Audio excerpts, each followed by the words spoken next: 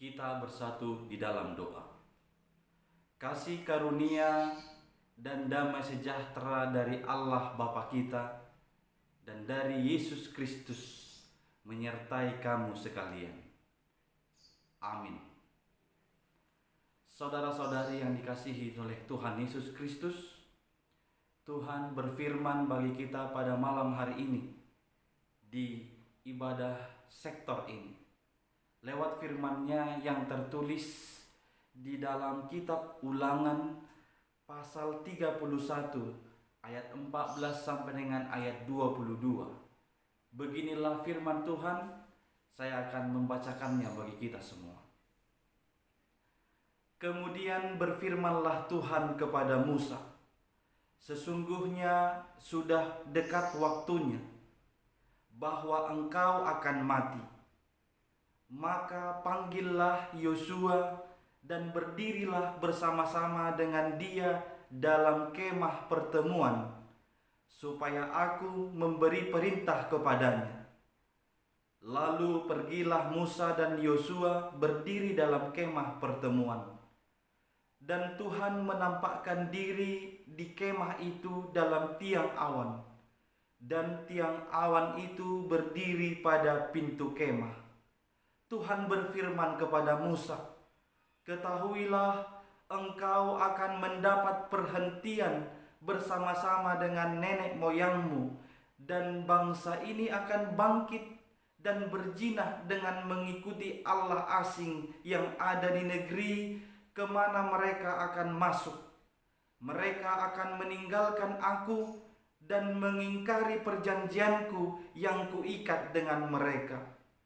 Pada waktu itu murkaku akan bernyala-nyala terhadap mereka.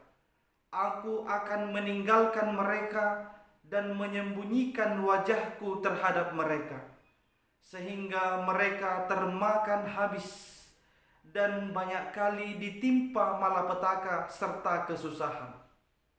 Maka pada waktu itu mereka akan berkata, bukankah malapetaka itu menimpa kita oleh sebab Allah kita tidak ada di tengah-tengah kita? Tetapi aku akan menyembunyikan wajahku sama sekali pada waktu itu, karena segala kejahatan yang telah dilakukan mereka, yakni mereka telah berpaling kepada Allah lain. Oleh sebab itu, tuliskanlah nyanyian ini dan ajarkanlah kepada orang Israel. Letakkanlah di dalam mulut mereka, supaya nyanyian ini menjadi saksi bagiku terhadap orang Israel. Sebab aku akan membawa mereka ke tanah yang kujanjikan dengan sumpah kepada nenek moyang mereka, yakni tanah yang berlimpah-limpah susu dan madunya. Mereka akan makan dan kenyang dan menjadi gemuk, tetapi mereka akan berpaling kepada Allah lain dan beribadah kepadanya. Aku ini akan dinista mereka, dan perjanjianku akan diingkari mereka.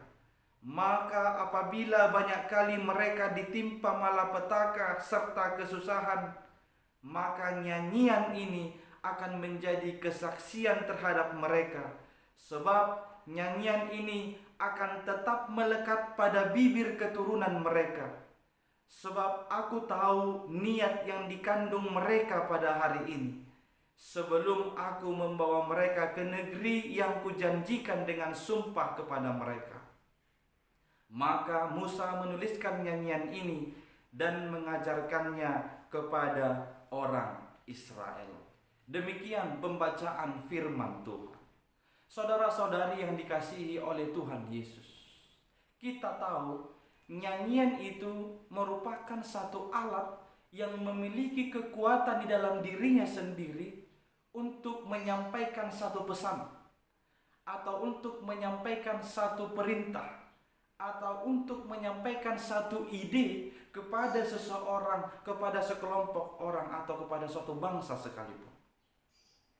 Kita tahu guru sering menggunakan nyanyian untuk mengajarkan sesuatu kepada anaknya, supaya si anak lebih cepat menangkap mengingat atau menghafal suatu pelajaran sering digunakan berupa nyanyian. Misalnya saja kita ambil contoh untuk memperkenalkan abjad di Hata Batak adong do ide nama do hutan da letter A songon pidong do rupana holan patnana soada. Atau untuk mengajarkan atau menghafal alfabet bahasa Inggris, biasanya seorang anak lebih cepat mengingatnya ketika dia menyanyikan A, B, C, D, E, F, G, dan seterusnya. Ini menjadi beberapa bukti yang boleh kita tunjukkan bahwa nyanyian memiliki kekuatan di dalam dirinya sendiri untuk menyampaikan satu pesan, supaya pesan itu cepat ditangkap atau diingat oleh seorang atau sekelompok orang. Kalau demikian, kita juga boleh mengatakan bahwa nyanyian ini bisa memiliki kekuatan di dalam dirinya untuk menyampaikan pesan hidup, pesan kehidupan kepada seseorang. Dengan mengetahui itu, harusnya mulai sekarang kita harus memilih-milih nyanyian mana yang akan kita nyanyikan di dalam keseharian kita. Orang tua, anak muda, anak sekolah minggu, mari pilih nyanyian-nyanyian yang membangun kehidupan. Nyanyian-nyanyian yang positif untuk menjaga atau untuk menjadikan kita menjadi orang yang lebih baik lewat nyanyian itu atau lewat pesan yang dikandung oleh nyanyian itu. Saudara-saudari yang dikasihi Tuhan Yesus, Allah pun pernah secara khusus meminta Musa untuk menuliskan nyanyian dan mengajarkan nyanyian kepada keturunan bangsa Israel. Hal itu terjadi ketika orang Israel sudah hampir sampai ke tanah Kanaan, tanah yang dijanjikan Tuhan Allah itu kepada umatnya itu. Musa sudah tua, maka Allah dalam teks ini menyuruh Musa untuk menghadap Tuhan Allah bersama dengan Yosua. Yosua yang kelak akan menggantikannya menjadi pemimpin bangsa itu. Maka Musa dan Yosua pada saat itu datang untuk menemui Tuhan Allah di kemah pertemuan. Satu inti yang disampaikan oleh Allah, pesan kepada Musa adalah tuliskan nyanyian ini dan ajarkan kepada bangsa Israel. Nyanyian itu berisikan tentang perbuatan-perbuatan Allah atas bangsa itu. Nyanyian itu juga berisi tentang pengenalan Allah yang benar atas bangsa itu. Tuhan Allah tahu bahwa bangsa ini kelak akan berpaling meninggalkan Tuhan dan menyembah Allah lain ketika mereka tiba nanti di tanah Kanaan itu.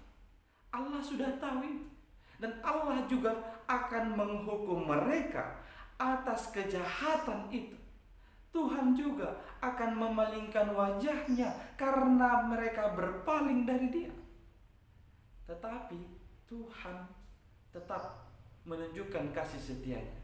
Lewat nyanyian itu, Dia mau membuat suatu kesaksian bahwa Allah mengasihi bangsa itu, bahwa Allah yang menyelamatkan mereka dahulu, sekarang, dan di masa yang akan datang. Nyanyian yang demikianlah yang diminta Allah untuk dituliskan dan diajarkan oleh Musa kepada bangsa Israel. Dan kita tahu di ayat 22, Musa melakukan persis seperti apa yang diminta oleh Allah. Dia menuliskan nyanyian itu dan dia mengajarkan nyanyian itu. Dan dia menaruh nyanyian itu di bibir umat atau bangsa itu. Saudara-saudari yang terkasih, maka teks ini juga menjadi suatu teguran atau menjadi suatu nasihat bagi kita di zaman ini, supaya kita menghidupi yang disebut dengan nyanyian rohani. Di dalam nyanyian ini kita tahu bahwa Tuhan boleh menunjukkan kasih setianya kepada kita di dalam kehidupan kita. Sama seperti dalam teks ini, nyanyian itu paling tidak mengingatkan kita akan 3 hal. Yang pertama, nyanyian Tuhan atau nyanyian keselamatan dari Tuhan mengingatkan kita untuk mawas diri. Untuk mawas diri, supaya kita ini tidak berpaling dari Tuhan Allah, tidak melanggar firman Tuhan. Orang Israel disebutkan kelak mereka akan melanggar firman Tuhan. Mereka akan berpaling dari Tuhan. Maka itu adalah suatu peringatan atau untuk mengingatkan.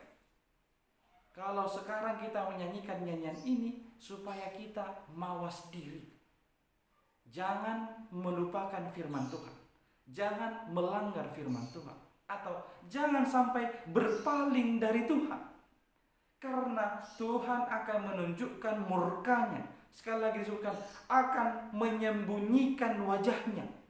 Karena kejahatan yang meninggalkan dan berpaling dari Tuhan. Oleh karena itu, janganlah kiranya kesusahan, penderitaan, atau malah kesuksesan dan kelimpahan hidup membuat kita melupakan Allah, membuat kita berpaling dari Tuhan Allah. Nyanyian ini juga yang kedua mengingatkan kita supaya kita menyadari kelemahan kita. Kita tidak bisa berbuat apapun kalau Tuhan sudah murka.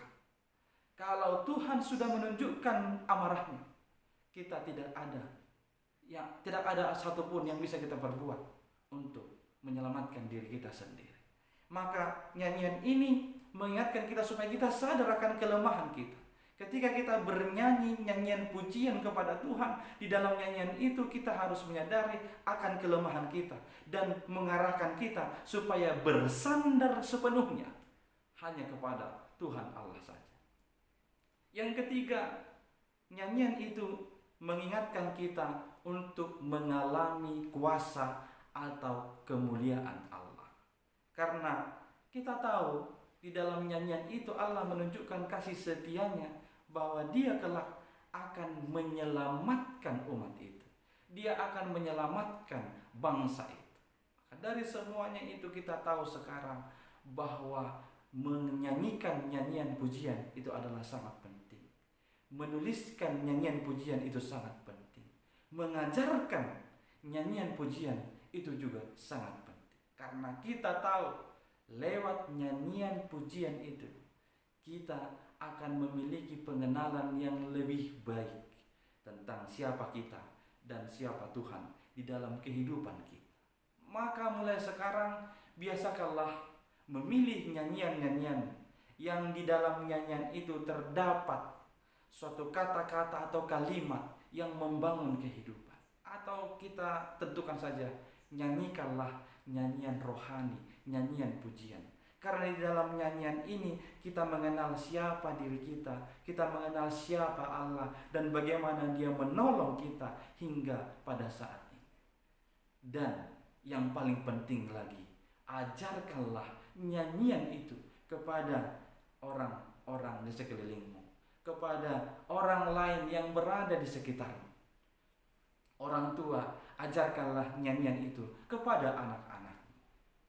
Karena di dalam nyanyian ini kita akan memperoleh kesaksian tentang perbuatan Allah yang besar di dalam kehidupan kita. Sekali lagi, nyanyian rohani itu dapat meneguhkan, dapat menguatkan, bahkan dapat menyembuhkan serta menyelamatkan kita di dalam kesusahan atau persoalan atau penderitaan kehidupan kita. Nyanyikanlah nyanyian baru bagi Tuhan. Amin. Kita bersatu di dalam doa. Terima kasih ya Tuhan Allah atas firman-Mu yang telah kami dengarkan pada malam hari ini. Mengingatkan kami bahwa kami adalah umat yang Engkau minta dan Engkau suruh untuk menyanyikan nyanyian keselamatan, nyanyian pujian kepadamu. Tuhan, ajarlah kami semua umat-Mu, supaya kami dapat menyanyikan segala perbuatan-Mu di dalam kehidupan kami sehari-hari. Karena di dalam nyanyian itu kami semakin Engkau kuatkan, kami semakin Engkau teguhkan, dan kami Engkau sembuhkan dan selamatkan. Tuhan Allah, berkatilah kami umat-Mu ini untuk menghidupi firman-Mu ini. Pada malam ini kami berdoa kepada setiap rumah tangga yang melaksanakan ibadah ini. Kiranya Engkau anugerahkan sukacita yang melimpah. Engkau memberikan kepada mereka ketenangan, damai sejahtera, dan berkatilah kesehatan di dalam kehidupan mereka, pribadi lepas pribadi, di tengah-tengah keluarga mereka. Ya Tuhan Allah, kami memohon supaya Engkau menunjukkan kekuatan-Mu, kuasa-Mu atas dunia ini, di mana hingga pada malam hari ini kami masih merasakan sakitnya penderitaan karena virus corona 19 ini. Tolong Tuhan, segeralah menghanguskan atau menghancurkan virus corona dari dunia ini, sehingga kami dapat kembali melakukan aktivitas kami seperti biasanya. Berkati pemerintah, berkati para medis, dokter, berikan kekuatan dan berikan hikmat yang daripada-Mu, supaya mereka dapat menolong, mempercepat kesembuhan orang-orang yang menderita sakit pada saat ini. Tuhan, berkatilah seluruh jemaat-Mu dimanapun mereka berada pada malam hari ini. Berikan kepada mereka kekuatan dan kesehatan di dalam hidup mereka masing-masing. Berkatilah kami Tuhan, hanya di dalam nama anak-Mu, Yesus Kristus Tuhan dan Juru Selamat kami. Amin.